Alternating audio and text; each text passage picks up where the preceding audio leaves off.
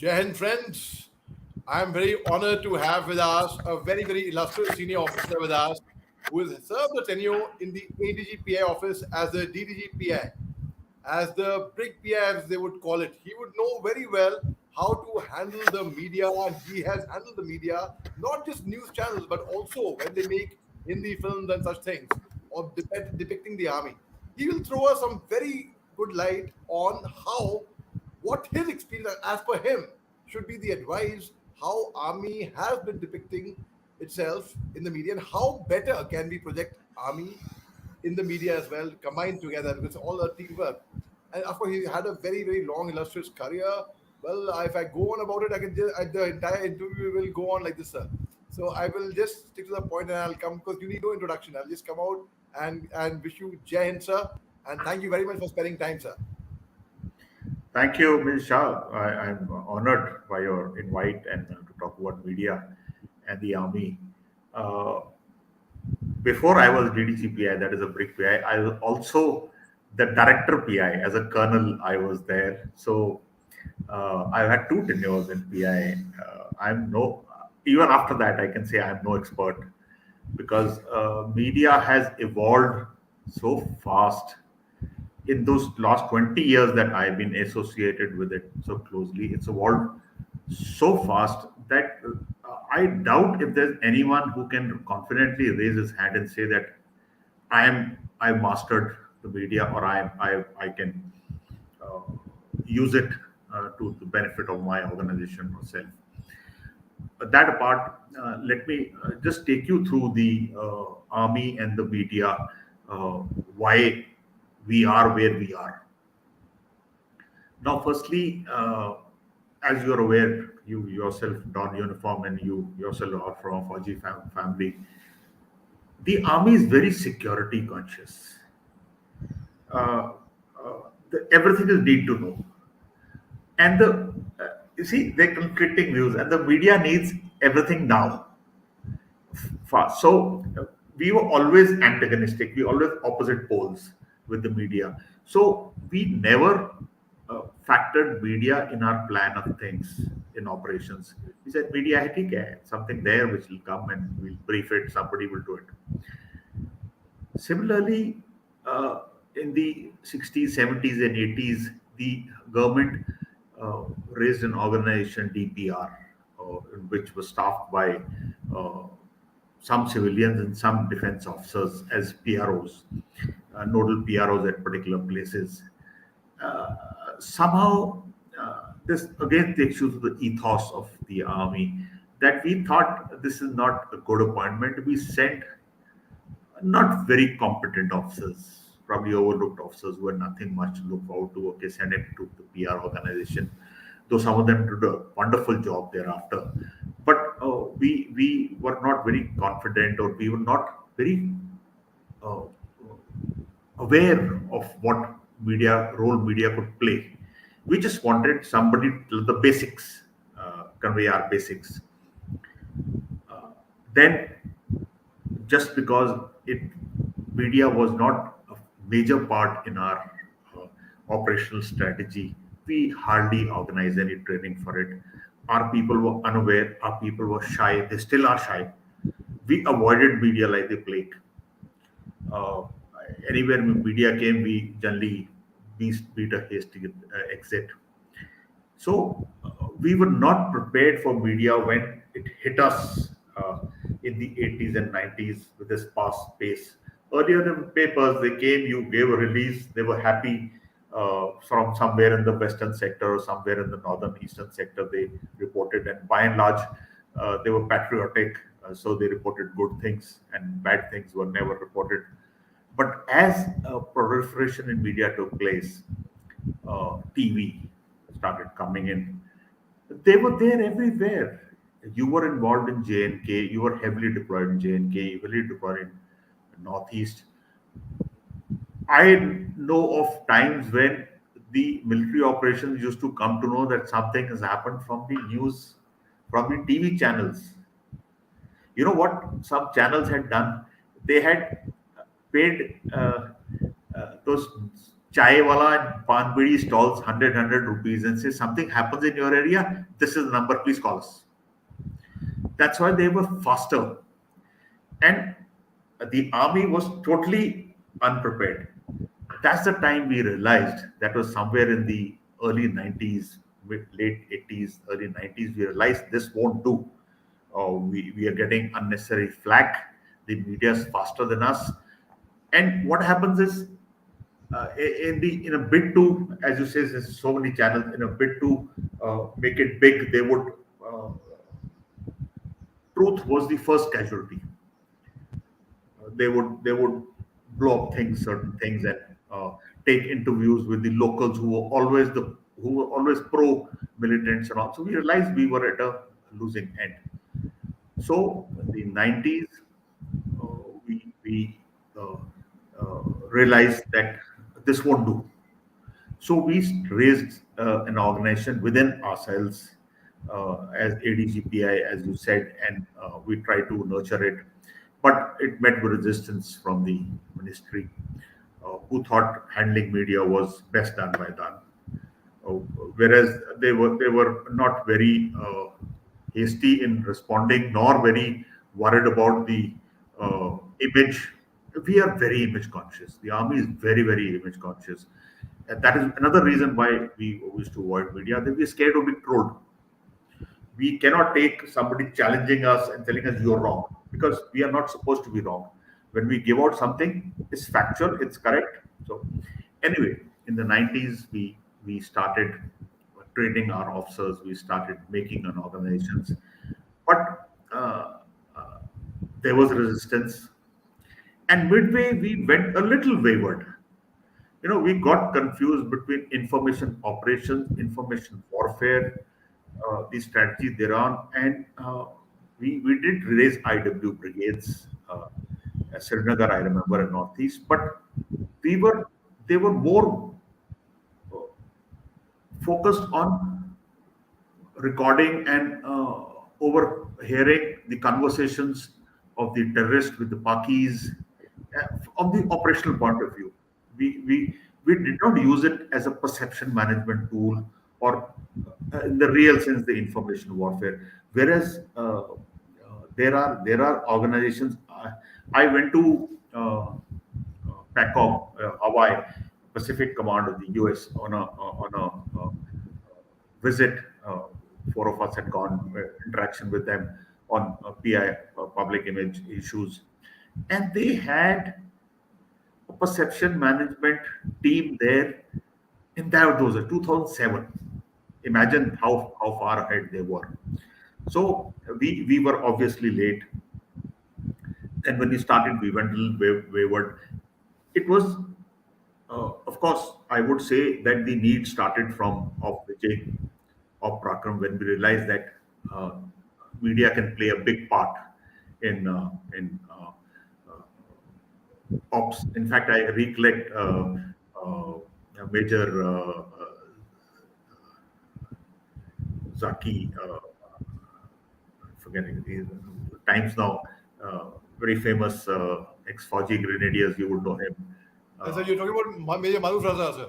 Maruf Raza once telling me, walking into my office, and the confident guy that he says, you don't need tanks or artillery. You need just us to fight the wars for you. We will shape the battlefield for you. We will shape the victory. And I laughed. I said, Maruf sir, ye ज़्यादा नहीं बोल रहे आप. Now I realize that actually media can shape a lot. So anyway, we realized that media was a major player, uh, and it was required mastery over the media, and perception management were very essential for successful conduct of operations. So we started in the 2010-12. We started organization. We made organizations at core level. We had one in Srinagar. We had one or two in Northeast. At the operational cores where they were fighting, we had, and the others, we had a structure of an organization. At the command level, we had IW organizations. We started putting good people there. We started putting good people in the PR. But then the media was faster than us. It was evolving at a faster rate, and it was always catch up for us most of the time. Uh, for instance, the social media broke out in a big way uh, after 2015. The Twitter, the Facebook. I recollect. Uh, I was the DDG with Narsimhan, General Narsimhan as the ADG, and we opened the army's Twitter and Facebook account, and we were so confused what to put in which. Uh, baby steps we took, but today it's come a long way. Uh, we are still, uh, I would say, at certain places the hit and trial. We are going by we are rediscovering ourselves. There's still a hesitancy to talk about media. Anywhere I used to go and talk staff college aspirants or Harkmand or HTMC, I used to go and give a talk. The first thing was, sir, why? Why should we give them? Why? They, such officers who were upcoming officers doing those courses were still not aware of the uh, advantages of managing the media uh, well. I've been, ever since the Ukraine war, I've been going on several channels. I've been telling them time and again, I said, look at this, how it is a battle of perception between both. If you bomb a particular thing, you make out as if you won a entire sector you've captured, and you destroy four tanks, and both the parties are at it. And actually, in future, this will play a major role in warfare. So, the army needs to wake up to it or orient themselves faster to it. They are in the process, but still a lot needs to be done. Uh, we need to get experience, and we need to put in experience and competence there. Our chaps go, it's like a normal thing, 2 years tenure out, then you'll probably not get a repeat tenure there. But what we require is competent people who got the flair, put them there and keep them there. And over the years, 7, 8 years, they will evolve and they'll be very, very effective to you. But unfortunately, that kind of thing is still not caught up because we are a career-oriented army, and people think that if you go into the media line, well, maybe you've been sidelined. It's not that, but still that feeling is there. So that is the background to the media part, that how the army is has evolved over the time and why we are where we are. But now the commanders have understood the importance of media. The higher commanders, the chiefs, the army commander, corps commanders, nobody's shy now. They know what to speak when. Most of them do, not all, still not all, but they do a fair job of it. And in any case, the Indian media is such that they give you a lot of respect. They take your word as the gospel truth. So there is no scope for you saying something, even now as a veteran on Twitter, who's fairly regular on Twitter. Suppose I post something, I'm ticked off by people that how can a veteran, you should have, of course, there are people who will say you're a veteran, you are an army officer, you cannot say this and that. Then I have to explain to them that I'm no longer an army man. So I'm bound by certain uh, uh, ethics being an ex-Faji, but not by all, that I'm not a current soldier. So the security issues don't apply to me that much. So what I'm saying is that uh, people believe in you, people expect something out of you, the truth, always the truth. You may not be telling the truth. In fact, you sometimes you can play around by projecting it's the truth, whereas it may not be, or maybe close or a little away from the truth. So what I'm saying is that we are at an advantage in India, that we have people who believe in us. So media should be a little uh, easier for us for than the rest. But it's still something which or we need to work quite late and catch it up to do. So I'm sure every time we attend the veterans conference, I keep telling the, the past to be that ये भी करो, ये भी करो, ये भी करो. And you've also been part of the veterans thing. That, in fact, the fact that the army is inviting veterans, prominent veterans who are part of the media organization to their army commanders conference for a maybe for a get together is relevant enough that they are aware that uh, they have a little bit of say and a team. And so many people are doing uh, Jan Atta Hasnain and Jan Sharma, and there's so many uh, your father, so many prominent people who are part of the who are interacting with media on a regular thing, who carry the voice of the organization and doing a good job. So this is as far as the media background and the relevance is concerned. Now, in today's environment, you need to gone are the days where all you need to tell the media was the four W's: what, where, when, and how. Not how. What, where, who, and when. That was this happened here at this time and also, and that was enough. Now you've got to go beyond the narrative. Uh, uh, so, and there is like, for instance, we were discussing today about this Imphal thing, which you wanted to bring out also. Now, it's a very complicated thing. Here is you've caught somebody after 5 6 years, somebody who's done a very heinous crime. You caught him with some others' weapons, and the Mira Paivis surround you. We are not like the Pak army. We do not open fire on civilians. Also do not use heavy weapons like RT and attack vectors. It's just a rifle, plain rifle. But even then, you cannot fire at civilians, especially women. It's not done. So the commander there took on the spot took a decision that it was not worthwhile. He could have fought his way out. He could have caused a couple of casualties, could have been 5, 10, even more. But he didn't do it. He said, "Okay, I'll catch them later." They didn't surrender the weapons. They told, "You take these guys, let our guys out." Went out. Now you can see it either way. This information can be projected by the army either way. One can be that we are conscious about the people. We are for the people. We realize that they are not terrorists. They are not. They are helping out their kith and kin, but the women folk were not part of the this thing. So we did what we had to do. Those were militants, sir. Those were confirmed KYKL Yes, cadre, they were and militant.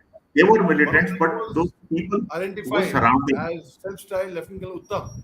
In fact, Timba. Yes, yes, but the people who were surrounded were not militants. So they Right. were civilians. You would recollect this has been happening in Manipur earlier also. It was happening in J&K also. In J&K, what they used to do was they would rush to the site when they heard through internet. They would come to the operation happening at so and so place. They would rush and try and uh, interfere in the operation so that allow the terrorists to escape. What used to happen in J&K was that you had a very effective J&K police who would control these crowds where you carried out the operations. They didn't let these people enter in your operations. But in the current circumstances in Manipur, that is not happening. You do not enjoy the faith of the police, definitely not. The CRPF, I mean the CPOs, paramilitary forces, uh, probably do not have their orders. So I would just like to ask you one thing. Like those we mentioned about those 12 KYKL cadres and those people, Mira Paibis, who were surrounded them, who were not militants, who were innocent civilians who had surrounded them. Whatever the decision the officer took on ground, because he knew the best situation what it's honored. He would know the best what's right.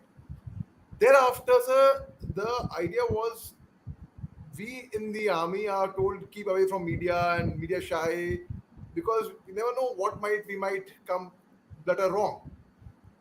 Now, when a tweet goes out from Sphereco, and in fact, there's a Sphereco ties. I was ATC two GOCs at the Sphereco, and then after that, I went to the Assam Rifles. And a tweet goes out from the Sphereco, and do you think it was essential to mention about the of that 2015 ambush at the 6th Dogra that this stealth style Lieutenant Colonel who we've released was responsible for? He had masterminded the attack on our brother soldiers, sir. In hindsight, maybe they could have avoided that part. They could have left it at that 12 k by kl minutes were there, and due to the resistance and the likelihood that if force was used, there could have been more casualties of civilians, women with children. We took a decision that they could have avoided bringing, because the moment you bring out somebody who's been captured for 5 6 years and who was involved in such a deadly crime against your own, it does give it a different shade. Maybe we could have avoided that part, but whether or no spear corps should have given the tweet, I'm for it, because today it's not that you could have come home and nobody would have come to know that you left the 12 militants, handed over the 12 militants, and come back empty-handed. Within minutes, somebody would have tweeted. Uh, for instance, the other day, within half an hour of this so-called Pulwama incident, where some soldiers entered the mosque, uh, Mufti had tweeted that they've gone and done this and done that. So today there is social media is a great leveler. The information comes across. So in their wisdom, they decided that we'll give this tweet uh, explaining our side of the thing, why, when, what are the reasons this happened, and so that to negate any effect when the other party gives, they give their own perspective. So then you are defending. So it is always to be to give out first, give out the correct version to quell any or stop any wrong information. So they gave, maybe like you said, the information about that six Dogra killer could have been avoided. Uh, but then certain decisions are taken at the heat of the moment that uh, sometimes backfire later on. But a tweet was necessary. They're being followed up with other tweets today. If you noticed, yesterday and today, they're showing uh, uh, video footage, several video footages of crowds gathering, women surrounding, stopping, blocking the roads, not allowing them to carry out operations. Because tomorrow, you see, Indians expect the army to be very efficient. Tomorrow's situation handed over to us, they will expect that within 24 hours, normalcy is restored in Manipur. So this is very necessary to tell them, listen, our operations even now are being interfered with by the civilians. So if tomorrow a situation handed over to us, there could be complications, there could be delays. So it's always better. And I personally think that we've still not been called out as yet. So it is for the state to handle the situation. Our counterinsurgency operations will continue in the areas in which AFSPA is there. We've still not been called out to aid to civil authorities. If we are called, then we have the legal coverage with the magistrate being there. But otherwise, in Imphal Valley, in which there is no AFSPA, we do not have any legal cover for operations. So there are these Yeah. complexities which are there. So when you spoke about the incident when Major Mahmood Raza had come to you and he said that today's world you don't have to need hello. So I think there's a bad network, but I think Brig Sandeep Thapar will be back soon. And until then, it was a very enlightening conversation, and we learned so much, ladies and gentlemen, boys and girls. And uh, though he said not an expert, he was Colonel PI and then Brig PI. And of course, I mean, who better to learn from how to handle the media, because it's a very, very tightrope we are walking. It's a double-edged sword. It can work in your favor, it can go against you as well, it can backfire as well. So one's got to be extremely, extremely careful. And for me as well, as a youngster, learning about speaking maliciously about the Colonel Thapar, Brigadier Thapar is back. I'm And sorry, sorry, sir. there's a bit of a on uh, on my phone rather than the laptop. So yeah, So, you were. so when Major Mohammed Ali Shah had come to you in the office and he said that in today's world, you do not need tanks and the big guns. Information warfare is good enough, and right, that's what's happening in Russia-Ukraine war. In fact, you can see it's a very, very good strategy. In fact, so what, according to you, should be the reaction of the officer oblique PRO oblique anybody in the publicity branch of the army when a journalist or a defense analyst or someone approaches them, sir? Do you think they should be given a hearing, or they should be just treated like one of the ऐसे आ गए यहाँ पे? No, no, it's always better to interact with them and give them whatever you can possibly give at that moment without compromising security, rather than he going in discovering. For instance, I always used to give in my lectures, I always, over this question, I always used to give the example that, you do field firing. After field firing, you try to clear the range of all explosives, whatever unexploded explosives.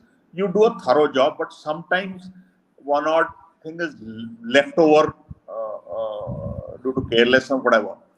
Now, I also know that civilians thrive on collecting these and then taking out the copper part and selling it.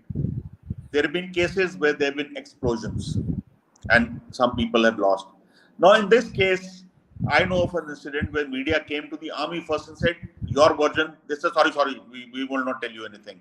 So they went to the other party. The other party obviously told their own story. Whereas you're not allowed to go onto the range to pick up. They are warned that you don't go, it's explosive. They did it their own. And yet, the story became this thing to them was pro the victims rather than the army. Whereas the army was not at fault. So it's always better to give the initial thing. Like I said, who, what, when, where, basics, and the rest you can say as and when more information comes, I will give you. Not that, with my experience, I know not that he's going to be satisfied with those 4 Ws, but still, at least you give him something to chew while you get the permissions to fill up on the rest. Okay, sir. Okay, sir. We being Fauji's, I mean, we have the affinity towards Fauj. I mean, we would always be in favor of the organization, though we are veterans. But we will always. What if a Fauji approaches? Like, I'll give you two instances, sir. Just a hypothetical situation. A Fauji approaches a BGS IW, and he is very, very receptive. And he says, "Oh, come on, have a cup of tea with me and sit down and listen comfortable." And should be the right approach. That, irrespective whether the Fauji or whether he is expecting something or not, no information, just as a link. And then there is a Colonel GSIW who is very arrogant, who doesn't even listen to you, who says, "पता नहीं कहाँ से आ गए, क्यों आ गए," and doesn't even respond.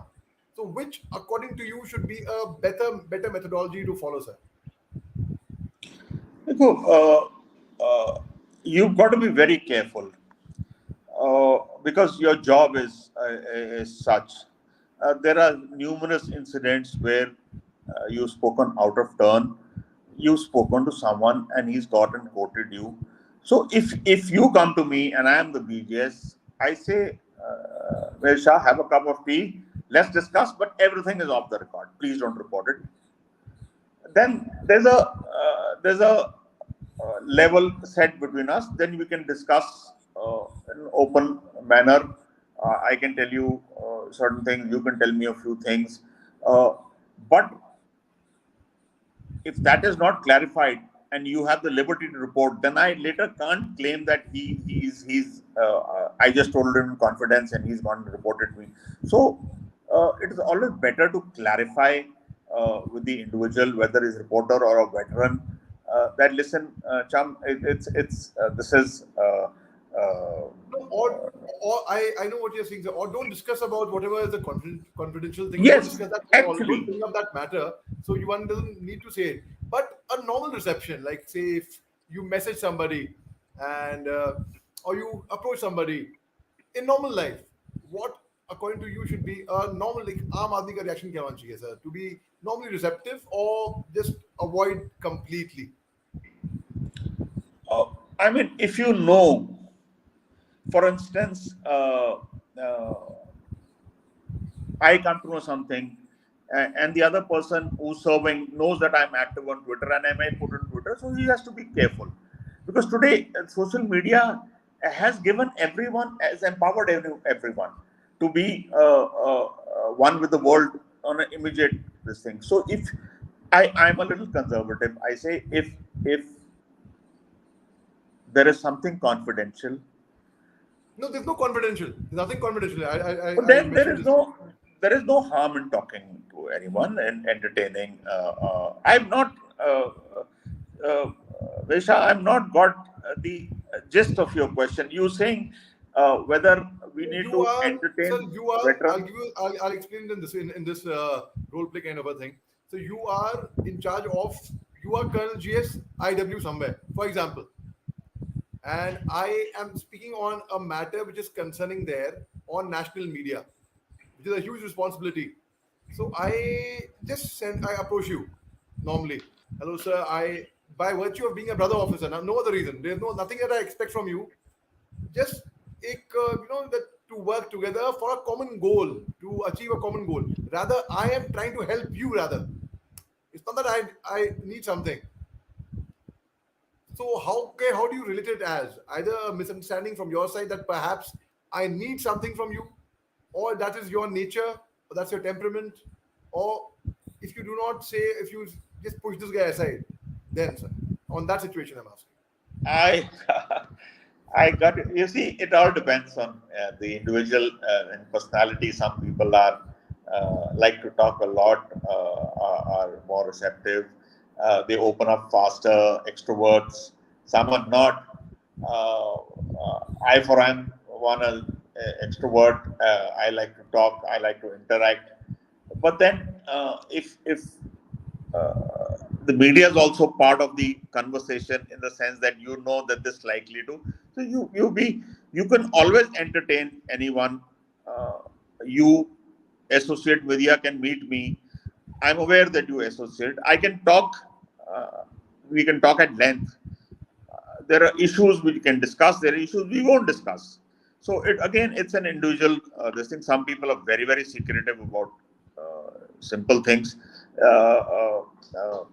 For instance, I've served with 4 or 5 chiefs as the public interaction, and I can tell you each one was a different man who would one would welcome media and talk to them at length without hesitating.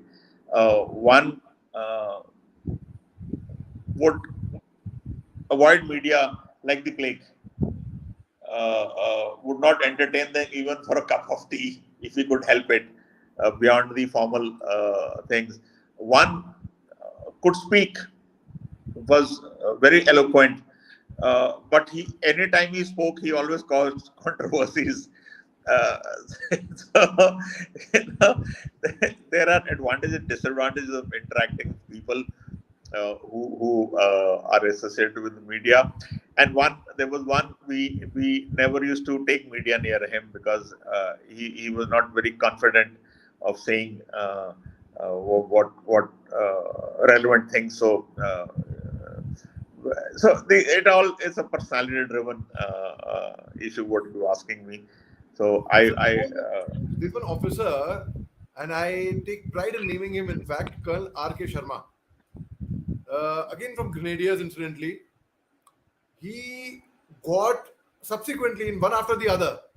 He Kirti Chakra, Shaurya Chakra, Sena Medal, and a few commendation cards. And this happened subsequently, one after the other, all with the Assam Rifles, all in Northeast, all in Manipur, in fact. And I had the honor of interviewing him, sir. He's from the ranks, and he got his commission. And what he told me was basically his network, intelligence network was very strong, very, very strong. In fact, to the extent that the underground had issued him a handwritten threat letter that on so and so days or the time they are going to delete his name from the life, from the existing earth. On the seventh day, he went and he neutralized that same person who had written that handwritten letter. And because he was open to information. And one more, when I was in the spare course, sir, the our co-commander, he mentioned that anyone who wants to meet you, please be open to meeting that person. You never know what information can get where. And I think those words somewhere are applicable here. Are you No, understanding me, sir? I agree. You by all means meet everyone, and generally from the first few minutes you can come to know what the person is all about, why is he here for, and what's his aim of meeting you, and then you can mold yourself accordingly, mold your responses. But it shouldn't be that unless you are supremely busy and don't have time, they say, sorry, I won't meet him. Meet everyone. That's part of your role as a senior officer involved in media and operations. So you must meet everyone as far as possible, as far as time is Sir, available. correct me if I'm wrong in my understanding. See, if I am a regular soldier as a combatant, I'm posted there. My role is not with. I'm not a PRO or information and warfare or anything related to media. And then a journalist approaches me, and I say, "Sorry, I'm not the right person. Please contact the point of contact so and so, so and so." I would avoid that person like the plague because I'm a regular soldier there. I'm not, my appointments, my nature of work, something else.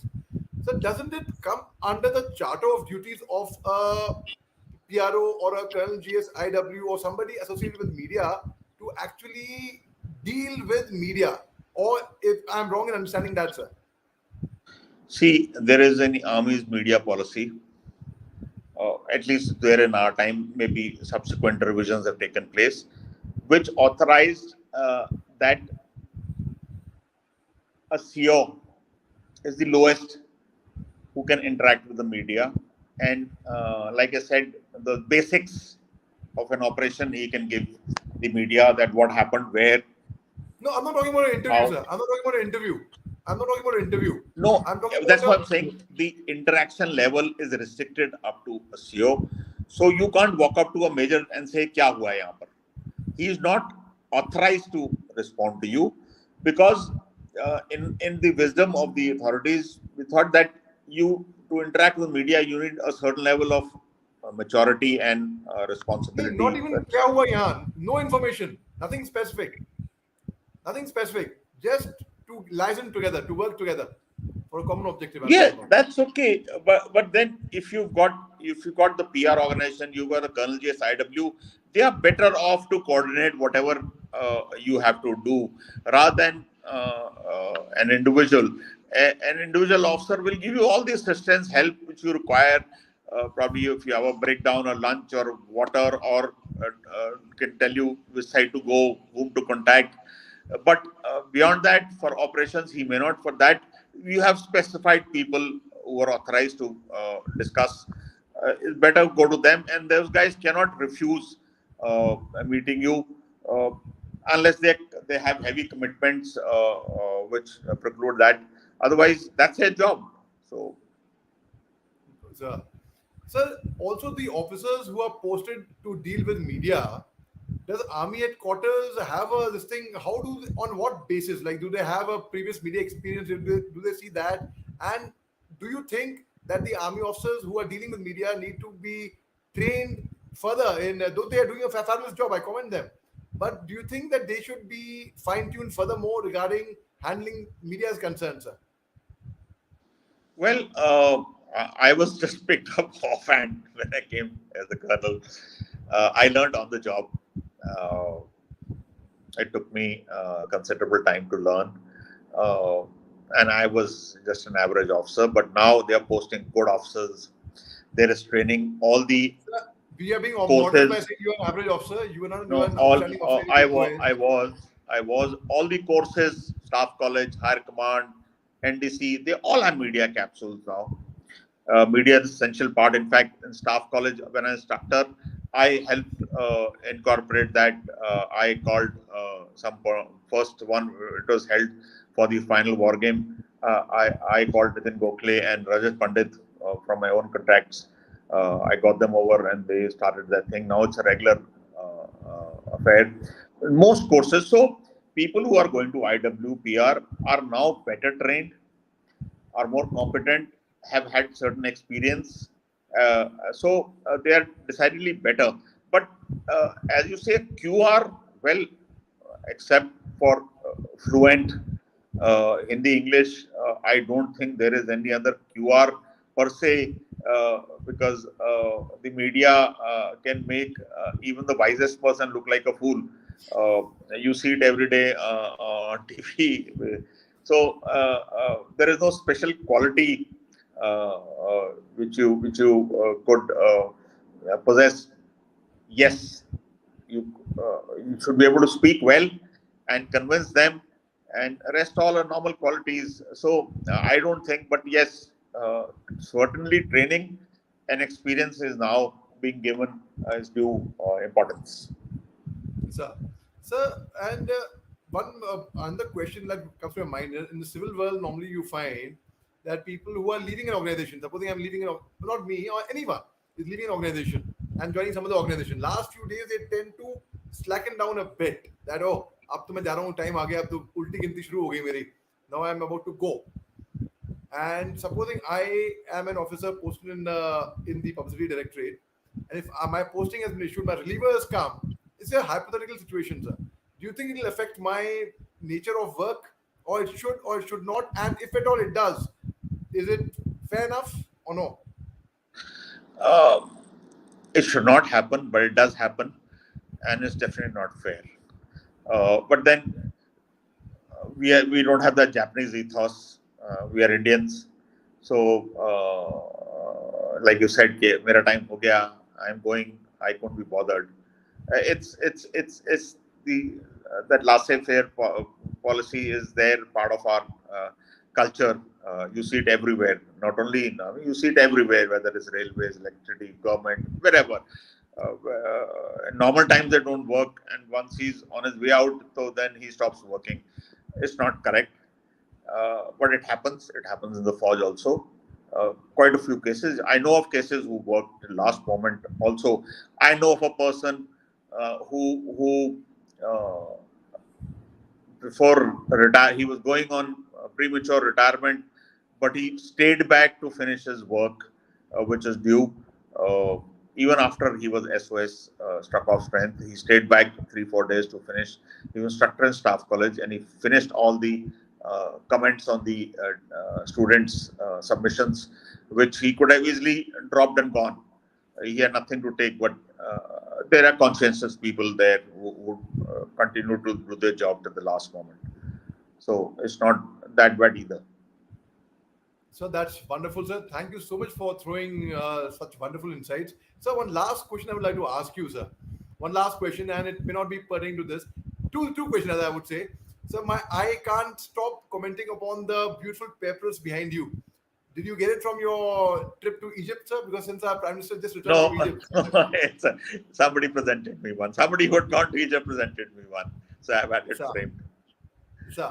And the last questions I would like to ask you, sir, is supposing a situation again I'm giving you, sir. You get a call tomorrow to speak on a TED platform, sir. What would you like to share with the TED and why, sir? I One topic straight away comes to my mind is media, my experiences, and what to do, what not to. But more than that, I think the army can, can share with the world is its ethos, its leadership, its uh, uh, how to how to work or get work or how to perform under stress conditions of stress, and when everything else around that famous if poem, if you remember, Bharat, Oh, of that course, my when favorite poem, sir. If you could when permit me, everything around I got is carried away. If you could permit me, sir, if you can keep your head when all about you are losing theirs, but blaming it on you. If all men doubt you, but make allowance for the doubting too. If you can dream and not make dreams your master. If you can triumph, if you can think but not make thoughts your aim. If you can meet with triumph and disaster and treat those two impostors just the same. Or bear to hear the truth you've spoken, twisted by names to make a trap of fools. Or watch the things you gave your life to broken, and stoop and build them up with one or tools. If you can make one heap of all your winning, then risk it on one turn of pitch and toss, and lose and start again at your beginnings and never breathe a word about your loss. If you can force your heart and nerve and snoo to serve your turn long after they're gone, and so hold on when there's nothing in you except the will which says to them, hold on. If you can talk with crowds and keep your virtue, if you can walk with kings, nor lose the common touch, if neither foes nor loving friends can hurt you, if all men count with you but none too much, if you can fill the unforgiving minute with 60 seconds worth of distant run, yours is the earth and everything that's in it. you're the man. And which is more, you'll be a man, my son. That's in my favorite poems, in fact. That each verse of each line of it reflects the kind of situation you could be in. That's what I would like to talk on, Ted. That how the army performs, how you get the work done, the most impossible thing done from a more common man by instilling all those things which the army teaches you. That is a topic for my heart, of my heart, that I would like to talk. Sir, thank you so much, sir. Really, truly grateful and truly grateful for you to take your time, sir. Thank you Thank very you, much, sir. and Yes, I'm honored. Thank you. sir. Thank you, sir. I'll just go off air, sir. Just